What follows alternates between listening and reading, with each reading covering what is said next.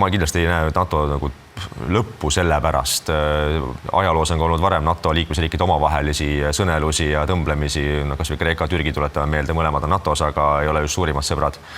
Seega tihti Ameerika Ühendriikide jaoks ongi ju hoopis teine kontekst see, et kuidas globaalselt oma mõjuvõimu suurendada, eelkõige Hiina vastu.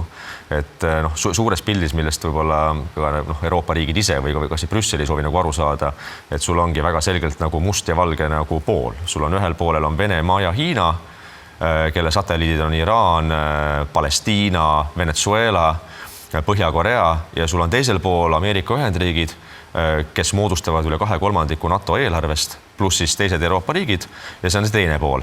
Ja lõpuks ongi see, et kummale poole see nagu siis kaldud. Maailmas, et on olemas 2 suurimat globaalset jõudu, kes on omavad globaalset võimekust, selleks on Hiina ja Ameerika Ühendriigid. Ja neil on omad siis huvipiirkonnad, satelliidid. Hiinlaste satelliit on kahtlemata Venemaa, mis on regionaalne jõud, mitte globaalne jõud. Ja ameeriklaste huvi on loomulikult siis tugevdada just nimelt seda lääne poolkera tsivilisatsiooni, kuhu kuulub Euroopa kahtlusteta ja samamoodi omada siis kontrolli Lõuna-Ameerika üle, mida on ka väljendanud just värske julgeolekustrateegia Ameerika Ühendriikide poolt. Et see ongi see nii-öelda must ja valge 2 poolt ja lõpuks on küsimus see, et kummale poole siis me kaldume ja kus me näeme ikkagi nii-öelda oma liitlasi ja toetajaid ja kus me näeme oma eksistentsiaalset ohtu meie julgeolekule.